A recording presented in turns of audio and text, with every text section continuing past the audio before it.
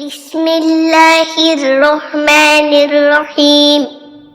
وَلَقَدْ يَسَّرْنَا الْقُرْآنَ لِلذِّكْرِ فَهَلْ مِن مُّدَّكِرٍ رَبِّ يَسِّرْ وَلَا تُعَسِّرْ وَتَمِّمْ بِالْخَيْرِ۔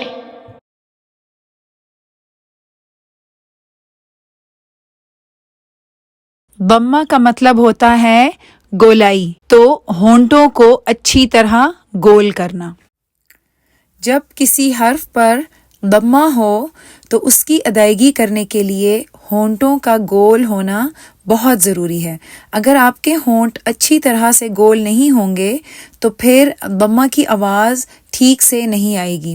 ہو سکتا ہے ایک حرف کی ادائیگی تو ٹھیک سے ہو جائے، لیکن جب آپ الفاظ کی ادائیگی کریں گے تو اس میں اگر ہونٹوں کو گولائی میں نہیں لائیں گے تو پھر ضمہ کی آواز ٹھیک سے سنائی نہیں دے گی۔ جب ہم ضمہ کے لیے ہونٹوں کو گول کرتے ہیں تو ساتھ میں ایک اور چیز جو ہوتی ہے وہ یہ کہ زبان بھی پیچھے سے اٹھتی ہے۔ اس کا مطلب یہ ہوا کہ ضمہ کی ادائیگی کے لیے دو چیزیں ہوتی ہیں، ہم خود ہونٹوں کو گول کرتے ہیں اور اس کی وجہ سے زبان پیچھے سے اٹھتی ہے۔ اب سوال یہ پیدا ہوتا ہے، اگر زبان پیچھے سے اٹھ رہی ہے تو کیا حرف ہیوی ہو جاتا ہے؟ تو بالکل بھی نہیں، وہ اس لیے کیونکہ زبان تو پیچھے سے اٹھتی ہے لیکن زبان کے بیچ میں ڈپ یا کرو نہیں آتی۔ او، او، بو، بو،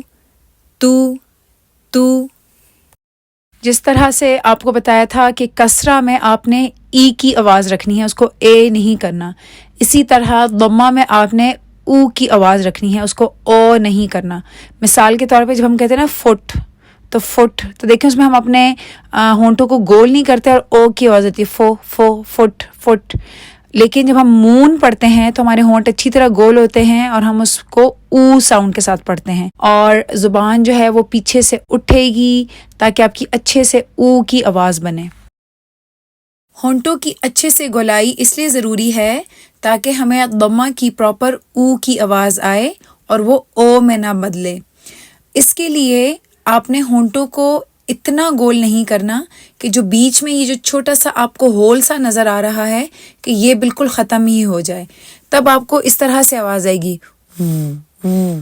تو یہ والی آواز بھی ہمیں نہیں چاہیے۔ ہونٹوں کی بالکل اچھے سے گولائی میں یہ جو آپ کو اوپننگ نظر آ رہی ہے اس کو مکمل طور پر ختم نہیں کرنا، تو آپ نے ہونٹوں کو اچھی طرح گول کرنا ہے اور پھر اتنی اوپننگ ہونی چاہیے بیچ میں جس میں ایک پینسل آرام سے آ جا سکے۔ اس کی پریکٹس شیشے میں دیکھ کر ہی ہو سکتی ہے، اس کے علاوہ کلاس میں آپ کی ٹیچر بھی آپ کی ہیلپ کریں گی۔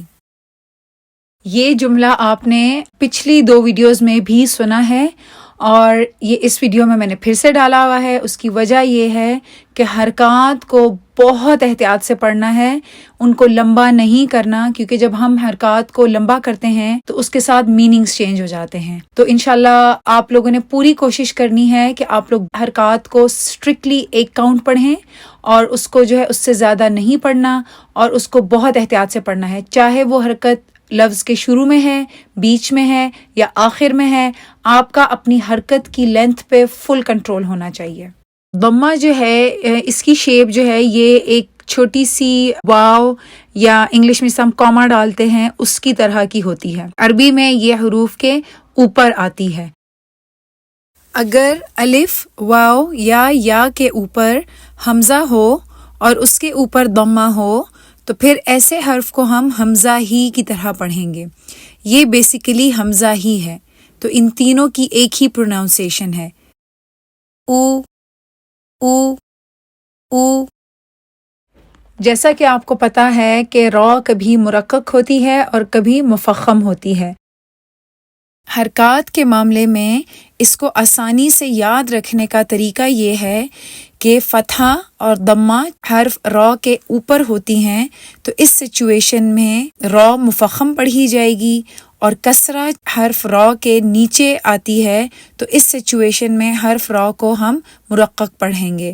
اسی طرح سے فتحتین اور ضمتین اوپر ہوتے ہیں، اس لیے را کو ہم مفخم ہی پڑھیں گے، اور کسرتین حرف کے نیچے ہوتی ہے اس لیے را کو ہم اس سچویشن میں مرقق پڑھیں گے۔ اگر آپ رائٹ سائڈ پر زبان کو دیکھیں جہاں پر را کو مفخم پڑھا جاتا ہے، زبان پیچھے سے اٹھی ہوئی ہے اور زبان کے بیچ میں کرو ہے، جبکہ جب را کو ہم لائٹ پڑھتے ہیں تب زبان جو ہے وہ صرف اپنے مخرج پر جا کے نارمل طریقے سے لگتی ہے اور ہم اس کو لائٹ طریقے سے ادا کرتے ہیں۔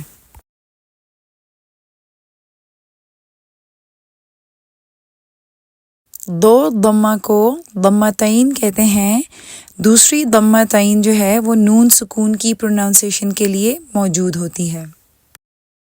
قرآن میں ضمتین کو ان دو طریقوں سے لکھا جاتا ہے۔ انشاءاللہ اگلے چیپٹرز میں آپ کو بتائیں گے کہ کون سی ضمہ کس کام کے لیے استعمال ہوتی ہے۔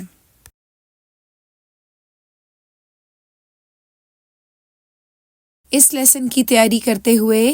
آپ نے اسی طرح سے کرنا ہے جس طرح ہم پہلی لائن میں آخری لفظ کو دیکھیں، وہاں پر ہے پہلا حرف ہے خو، تو ہم اس کو پڑھیں گے خو خو خو خو، لی لی لی، اب ان دونوں کو ملا لیں، خولی خولی، اب تیسرا پڑھیں قا قا قا، اب ان تینوں کو ملائیں، خولی قا خولی قا خولی قا۔ اب دوسری لائن میں چوتھا لفظ دیکھیں، غا غا غا، با با با، غاب غاب غاب، را را را، غابر غابر، تن تن تن، غابرتن غابرتن غابرتن۔ جب بھی واو کے اوپر ضمہ ہو تو اس کے لیے آپ نے خیال رکھنا ہے کہ وہ اس کی آواز جو ہے وہ بالکل ٹھیک ہو، تو اس میں آپ نے دیکھنا ہے کہ آپ کے اوپر والے دانت نیچے والے ہونٹوں کو نہ ٹچ کر رہے ہوں، تو جیسا کچھ لوگ پڑھتے ہیں وو وو وو وو وو، تو یہ والی آواز نہ ہو بلکہ وو وو، کیونکہ آپ کے ہونٹ بالکل گول ہوں گے، پھر آپ نے واو ضمہ جو ہے وہ ادا کرنی ہے، تو اس ورڈ کو ہم پڑھیں گے وعید وعید، اور عین کے نیچے کسرہ ہے تو اس کو ای ساؤنڈ کے ساتھ پڑھیں گے، وعید وعید وعید۔ اس ایکسرسائز میں سارے بہت چھوٹے چھوٹے ورڈز ہیں، 3 حروف کے الفاظ ہیں، تو اس کو آپ نے ادا کرتے ہوئے اسی سٹیج پہ آپ نے دیکھنا ہے کہ آپ ان کی کاؤنٹ کو بالکل ٹھیک رکھ رہے ہیں، ان کو لمبا نہیں کرنا۔ تو دیکھیں اب اس کو جب ہم پڑھیں گے تو ہم پڑھیں گے وعید، تو آپ نے اس کو وعید یا وعید یا وعید یوں کر کے آپ نے اس کو لمبا نہیں کرنا، نہ واو کو لمبا کرنا ہے، نہ عین کو لمبا کرنا ہے، نہ دال کو لمبا کرنا ہے، تینوں کو بہت اس کی حرکت کو کنٹرول کر کے پڑھنا ہے، وعید۔ یہ چیز آپ کو پچھلے 2 لیسنز میں بھی ایکسپلین کی تھی اور ابھی پھر اس کو ایکسپلین میں کرنا چاہوں گی۔ ٹیون آپ نے بالکل نہیں دینی، کیونکہ جب آپ ٹیون دیتے ہیں تو اس کے ساتھ کیا ہوتا ہے کہ آپ کی ساری توجہ جو ہے وہ ٹیون پہ چلی جاتی ہے،